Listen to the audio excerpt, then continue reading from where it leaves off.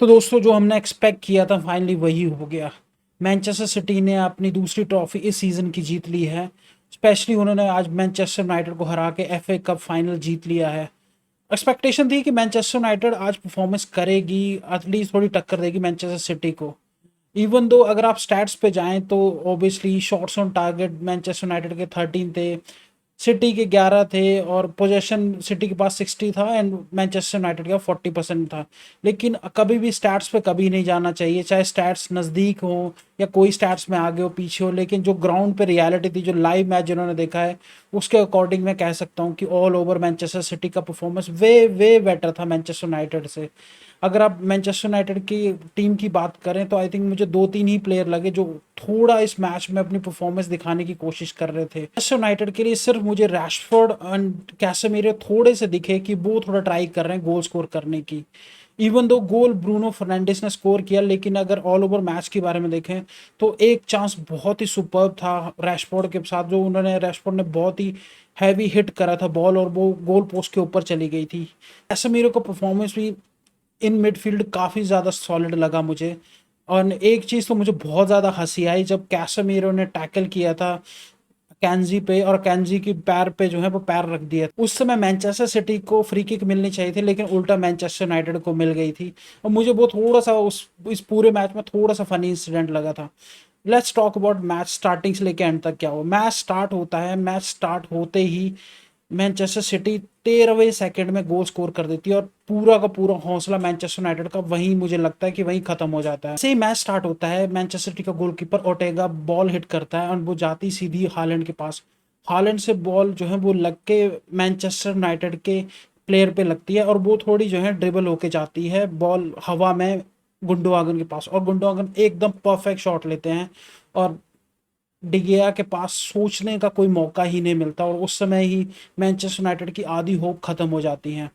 And उसके बाद थोड़ा मैनचेस्टर यूनाइटेड फर्स्ट हाफ में थोड़ा रिकवर करने की कोशिश करती है, लेकिन उतना उनका एफर्ट दिखता नहीं है। लेकिन गलती कहेंगे मैनचेस्टर सिटी की, क्योंकि जैक ग्रिलिश आई थिंक गलती से हैंडबॉल कर देते हैं, और हैंडबॉल करने की वजह से ब्रूनो फर्नांडिस को एक पेनल्टी मिल जाती है, और वो पेनल्टी बहुत ही अच्छे तरीके से हिट करते हैं, ओटेगा को गलत दिशा में भेज देते हैं, और बहुत ही सुपर तरीके से एक पेनल्टी स्कोर कर देते हैं। ब्रूनो फर्नांडिस के पेनल्टी स्कोर करने के बाद एक एक से गोल जो है वो बराबर हो जाता है at the end of first half.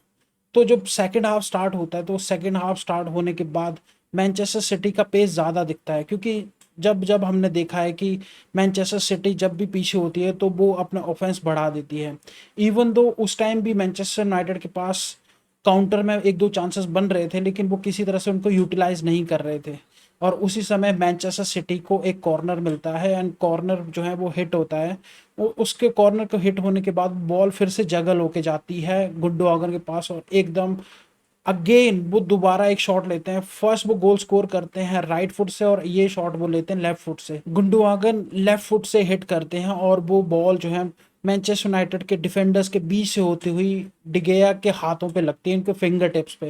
लेकिन फिंगर टिप्स लगने के बाद भी बॉल नहीं रोक पाते। और ये थोड़ा सा मुझे अजीब लगा कि गुंडुआगन ने जो ये शॉट लिया वो आराम से सेकंड वाला तो रुक सकता था, बिकॉज इस शॉट में इतनी ज़्यादा पावर भी नहीं थी। और डिगेया जैसा गोलकीपर जिसको इस season goalkeeper of the season का अवार्ड भी मिला है, उनसे एक्सपेक्टेशन थी कि ये एटलीस्ट मैं पहले वाले के लिए ठीक है बेनिफिट ऑफ द डाउट दे सकता हूँ डिगेया के लिए।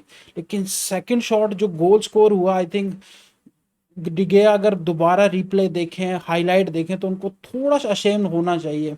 उनके कैलिबर के गोलकीपर को एटलीस्ट वो गोल रोक देना चाहिए था, बट किसी तरह से वो रोक नहीं पाए, एंड अगेन सिटी 2-1 से लीड कर जाती है। और कभी कभी तो मुझे ये भी लगता है, और काफ़ी लोग बोलते भी हैं कि डिगेया थोड़े से ओवररेटेड हैं, और कहीं ना कहीं मुझे वो चीज़ पे थोड़ा सा वेट इन करना पड़ेगा। क्यों करना पड़ेगा? क्योंकि जब भी आई एग्री कि उन्हें इस season goalkeeper of the season का अवार्ड मिला है, लेकिन goalkeeper of the season award में आई थिंक 50% जो भागीदारी होती है वो डिफेंडर्स की भी होती है। सिर्फ एक अकेला गोलकीपर खड़ा होके हमेशा क्लीन शीट नहीं अचीव कर सकता। क्लीन शीट के बेसिस पे हमेशा गोलकीपर का सीजन अवार्ड मिलता है। और आई एग्री कि डिगेया की परफॉर्मेंस सही थी, लेकिन अगर स्टार्टिंग ऑफ सीजन आप देखें, ब्रेंटफोर्ड हो गया, दूसरी टीम्स होगी छोटी मोटी जिसके अगेंस्ट मैनचेस्टर यूनाइटेड हारी थी, उस समय डिगेया का परफॉर्मेंस बहुत बुरा चल रहा था। उस समय तो ये भी रूमर्स आ रहे थे कि उनको चेंज करा जा सकता है। आज ये देख के पता चल गया कि डिगेया के लिए एक कंपटीटर जरूर होना चाहिए और टेन हैग को जरूर इस आने वाले सीजन से पहले ट्रांसफर मार्केट में एक अच्छा गोलकीपर जरूर जरूर जो है वो हायर करना चाहिए। अगर जब तक वो एक साइन नहीं करेंगे एक अच्छा goalkeeper, I don't think so Manchester United के लिए नेक्स्ट सीजन अच्छे होने वाले हैं। बिकॉज आप डिगेया पे बहुत ज़्यादा कॉन्फिडेंट नहीं रख सकते।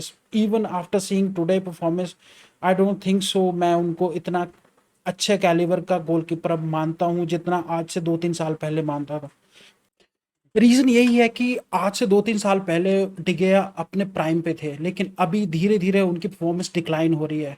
सो कहीं ना कहीं मैच के बाद टेन हाग को देख के थोड़ा बुरा लगा, क्योंकि उस बंदे को देख के ऐसा लग रहा था कि उसने पूरी मेहनत करी थी इस मैच से पहले ये एफए कप जीतने के लिए। इस तरह से टेन हैग साइड में खड़े हुए थे, उनको देख के बहुत बुरा लग रहा था। इन अ थर्ड पार्टी परस्पेक्टिव मुझे उस बंदे के लिए थोड़ा बुरा लगता, लेकिन इवन दो उनके लिए बुरा लग रहा था, लेकिन दूसरी ही साइड जिस तरह से पेप गार्डियोला इमोशनल हो गए थे और रो रहे थे, I think that guy deserve everything. And I think Pep Guardiola की बार्सिलोना के बाद ये एक ऐसी टीम रही है जो बहुत ही ज़्यादा स्ट्रॉन्ग, मैं कहना चाहूँगा one of the strongest team बहुत सालों बाद पेप गार्डियोला की ये करंट मैनचेस्टर सिटी टीम है।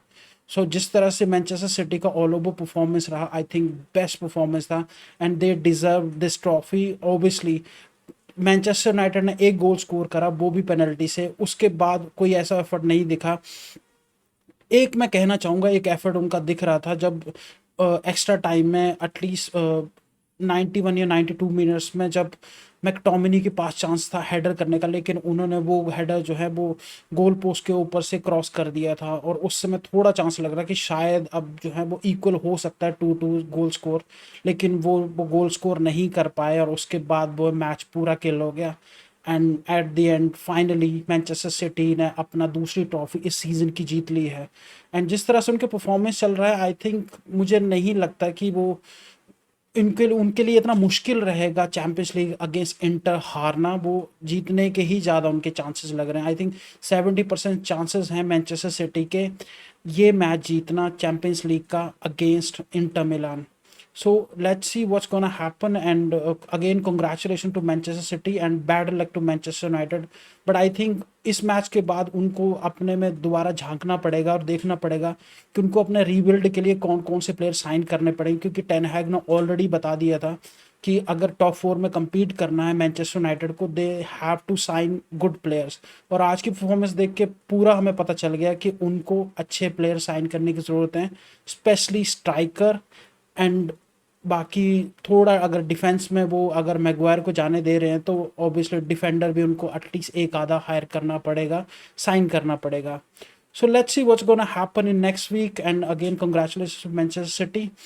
ये मेरे ओपिनियन थे इस मैच को लेके। बहुत ही ज़्यादा इंटरेस्टिंग मैच था, बीच में काफ़ी ज़्यादा इंटरेस्टिंग हो गया था जब 1-1 का ड्रॉ हुआ था।